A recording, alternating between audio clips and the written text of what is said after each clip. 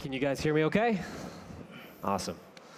Well, I'm very, very excited to be here with Zijan, and we're going to talk about the future of transportation and ride sharing, and 18 minutes is not enough to do that, but we'll give it our best shot.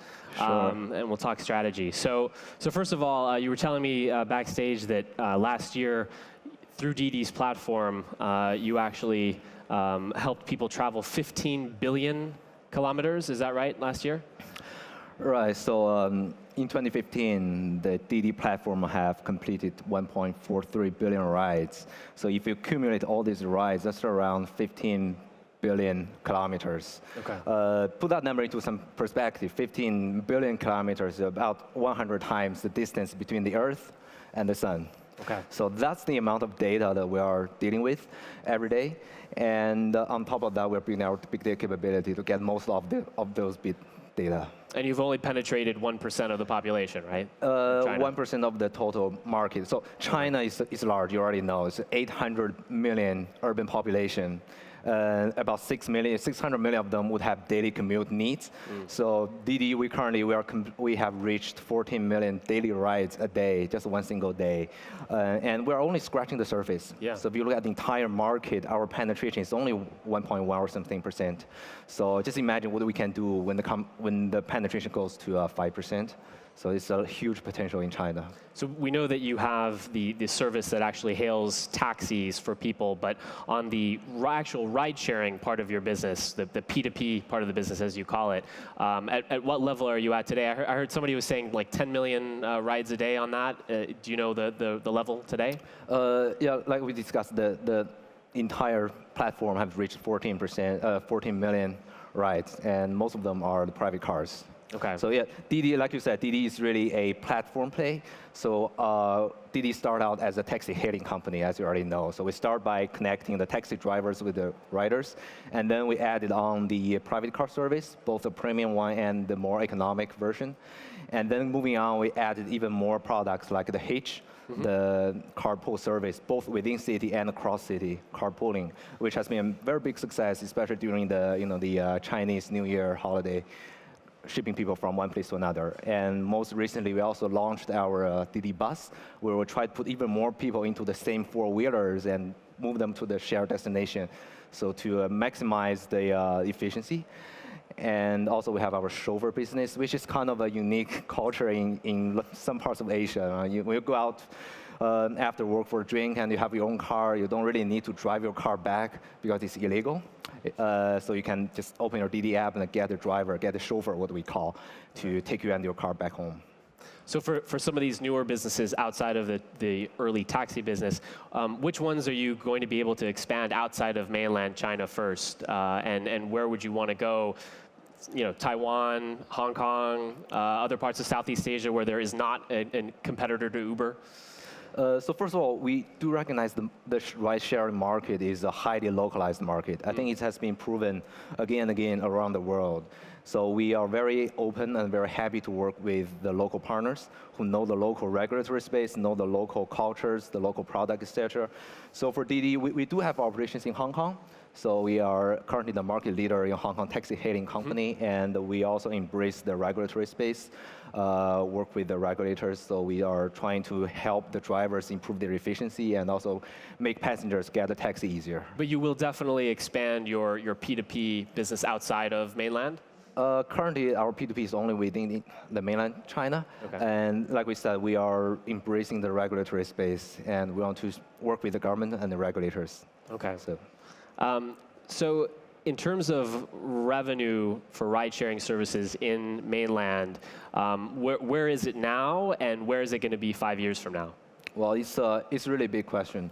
At Didi, even at our current size, 14 million rides a day, we are only about 4 years old.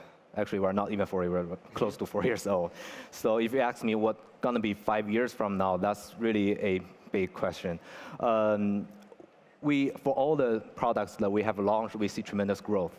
For taxi, we are currently holding over 99% of market share in China, and we are not subsidizing a dime on taxi. And for private cars, we don't count market share ourselves. We just look at all these third-party research institutes. They have to do their research, and their conclusion was Didi has a market share of anywhere between 87 to 88% in private car. And for the other categories, the Didi Bus, Hitch, Carpool, etc., we are also the market leader in China. But the size of the market in terms of revenue today is around what? For the whole industry? For the whole industry, the Chinese market as a whole, the total addressable market in 3 or 5 years is $200 billion US market. Okay. So it's a huge market. So we are not comparing our own revenue with a large market because we're only scratching the surface. Yeah, but with this tremendous growth and with our market leader position, we do see a very clear path to further growth. But that's going to be the size of the entire kind of taxi and ride-sharing market, or just the ride-sharing part of it? Ride-sharing is a broader term. Yeah, actually, we do see taxi as a very integral part of our platform. I know a taxi driver in Beijing. He's around 50 years old, and he has been driving taxi for 20 years. And she has a little girl about 4 years old, and she goes to bed every night at 9 p.m. So this taxi driver needs to go back every day at 8 p.m. because he wants to see her daughter. And before Didi was here, he has to drive back at 8 o'clock, even when he doesn't have any passengers. Just an empty car and go back to home. It's like 20 kilometers away. So with Didi coming, so we actually have a very nice feature for the taxi drivers. We have this go home mode. So when the driver needs to go home, be it northeast part, suburban area of Beijing, they just push a button and we will automatically allocate a ride the best matches his destination. So now he can actually make some money on his way to home to meet her daughter. So that's all these little things we have been working with the taxi community. And so can you tell me a little bit more about the vision for the company and for the future of transportation? What are some services that don't exist today that you're sure will exist because of the platform that you're building, several years down the line? Yeah, we are currently working on more innovative products, and we already have, like we discussed, we have around 6 or 7 product lines already. I think in the future, the ride sharing in China is really a game of efficiency. So it's a game of efficiency to the end of the day, just like the e-commerce. So we have a large enough platform, so it's kind of self-reinforcing because more drivers in the larger platform. So, and the experience of the passengers will depend on 2 things. One is the fulfillment rate, which is the possibility of you are getting a ride when you send out the request. And the second is the estimated time of arrival of your ride. So how long are you going to take? Does it take for the driver to come pick you up?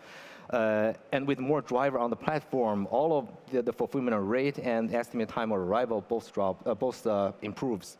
So more passenger will be attracted to the larger platform. Sure. And with more passenger on the larger platform, the driver hourly income goes up. So we don't really need to give more subsidy to the drivers in order for them to have a high level of hourly income.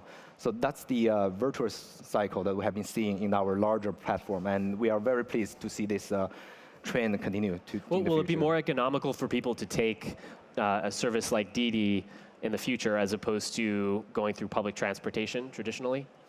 Yeah, it's the Chinese market is very diversified, and you're right. There will always be people who prefer to take the public transportation, and there are limitations. I used to take the subway in Beijing to work every day, and literally during work days, peak hour, I need to stand on the platform and waiting for 2 trains passing by before I can be squeezed onto a third one. So that's how subway works. And we do see with the urbanization, with all the consumer upgrade, more people will be able to afford a ride share. And actually that's part of the reason that's driving Didi's fast growth. So if you compare the cost structure between China and, say, the United States, it's totally different. In the US, if you drive a car yourself, one ride would take anywhere between $7 to $10. And this would be about the same in China, because cars are no cheaper in China, you already know, and parking fees going up. So it's about the same price for self-driving. But in the US, if you have someone drive for you, for example, take the ride share, take a e-hailing service, the price would be even higher than if you drive for yourself because the labor cost is so high. but in China, it's actually lower. In China, for example, in our platform, a ride would take anywhere between 3.5 to $5 US dollars. So this economic benefit would fuel the further growth of this Chinese market. Okay. So we should talk about Uber a little bit. So some big news this morning. Uber said it raised funds from a Saudi fund and now has $11 billion in cash. That's cash available to it. It's an astonishing sum. And I think last year they probably lost about $2 billion from their operations globally. A lot of that lost in China. And Didi, I think, probably lost a little more than $1 billion US dollars last year. I know you're not going to comment about that, but that's okay. But how much cash do you need to have, does Didi need to have, for you to be able to compete with Uber at the end of the day? So first of all, I think capital is part of the equation, but it's only part of the equation. So capital plays a very important role when we are catching up and we are opening a new market. But Chinese market has already reached the inflection point where capital is only a part of the equation. It's not all of the equation. It's the predicting algorithms and the way to optimize the routes and so on. It's everything associated with the efficiency we work. So first of all, we are not short of funding. At the start of the year, we still have $3 billion on our balance sheet. Okay. And but you're raising a lot more now, right? So what do you think would be a good place to be in cash-wise when you finish fundraising? Well, it all depends on where we want to be. So we have been investing heavily on the technology, on the very concrete technology. I'll give you some example. For example, first of all, half of our employees are scientists and engineers at Didi. And with so more than 2,000. Yeah, exactly. And they have been working on the deep learning capabilities. For example, we have a team working on the ETA estimate, the estimate time of arrival. So it's really about predicting the traffic condition on the road. For example, in Beijing, on the third lane, for now, it's totally green. The traffic moves smoothly, but 10 minutes from now, it's going to be totally jammed. So the ability to predict the traffic pattern would be key to the user experience, because the last thing you want is to have the app tell you that your car going to arrive in 2 minutes, and then you stand on the curb waiting for 15 before the car picks you up, right? So that's something that we have been made tremendous progress. For now, we are already able to predict with 88% accuracy in 15 minutes advance. So that's one thing. And another is really to predict the demand and supply mismatch. So for example, right here in Hong Kong Convention Center, we're currently able to tell, like in 15 minutes from now, how much demand would be outside this building and how many cars are needed. For example, in the past, if there's 100 people in this room want to get a car, and there's only 50 drivers around, the conventional way to do it is just to increase the price. Let only 50 people who are willing to pay the higher price go, and the rest 50 people take some other form of transportation. But our big data team is working on another way. We are actually using the prediction and the intervention model. So basically, we can predict in advance, 15 minutes from now, what are the demand will be. So if we predict there are going to be 100 people in this room going to take a ride, then we can in advance dispatch or activate the right amount of cars to this area in advance so that everybody goes. Okay. Well, we have to talk about the alliance that you have with Lyft and Ola and Grab Taxi in Southeast Asia, all allying against Uber as the common enemy. That it seems to be, obviously you have these product roaming agreements where people can use your app in other countries to kind of latch on to the existing services that are local. But the alliance seems to be more symbolic than super useful at the moment in terms of actually benefiting your core business. Is there going to be some sort of data sharing agreement or technology sharing agreement or something deeper than those product roaming partnerships that you have today? We look at it in two ways. First, the product roaming to us is a huge success for us. It's even beyond our own expectation. So our goal at day one is to better serve the Chinese travelers going abroad. Each year, there's over 5 million travelers going between China and the US, and this number has been growing at 15 to 20% year on year. So there's a big market. And more important, lots of Chinese people in the US, like my parents, they don't speak English. and they can't communicate with the drivers. There's a lot of things that they are not familiar with. So what would they do if they want to get a ride? And that's actually the purpose of us launching this product. And we're actually having a lot of friends, WeChatting me about the good news.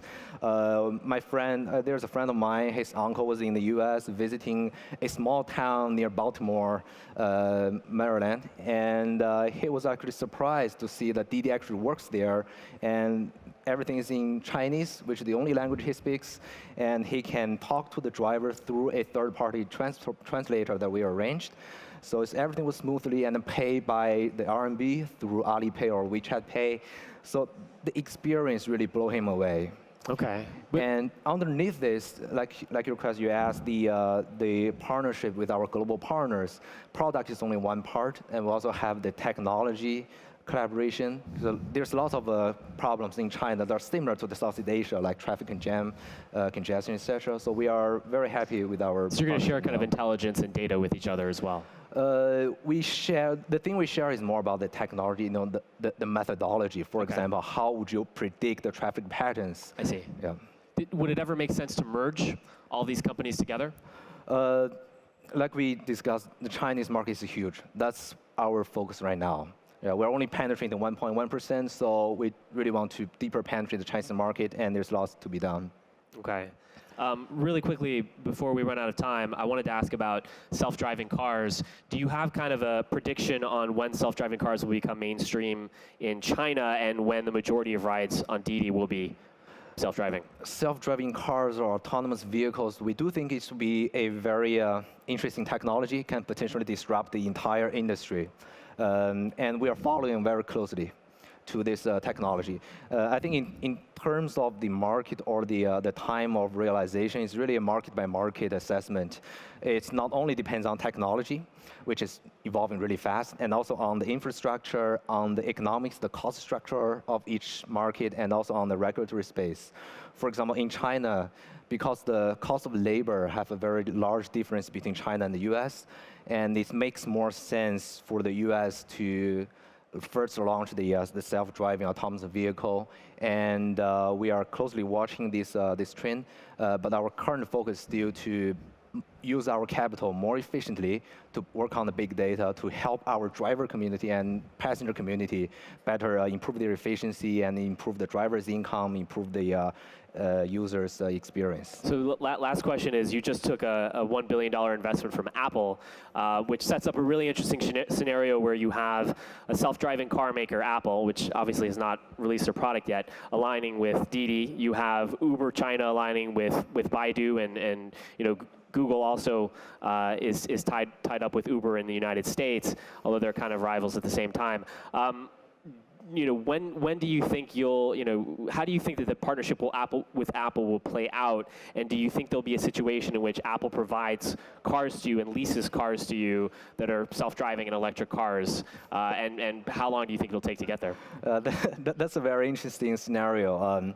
We just launched the partnership or announced the partnership a few weeks ago. So the partnership itself is still in the infancy. We're still in the early stage, brainstorming all the possible ways. And everyone in Didi is very excited about the possible collaboration that we're going to have. For now, I'm afraid I don't have too much detail to share because the program is still in the very early stage. But I think what we are really excited about is our shared passion on product experience. Apple is an iconic company in product experience, and Didi has invested heavily on this one. And also on the technology behind the product, that's something that we are focusing on this year. Because at the end of the day, technology is the single one thing that would drive Didi's future success. Okay, cool. Well, people at Apple are already testing the self-driving car amongst themselves, so I'm excited to see how they collaborate with you. I wish we had more time, but thank you very much for talking to us. Thanks for having me. All right.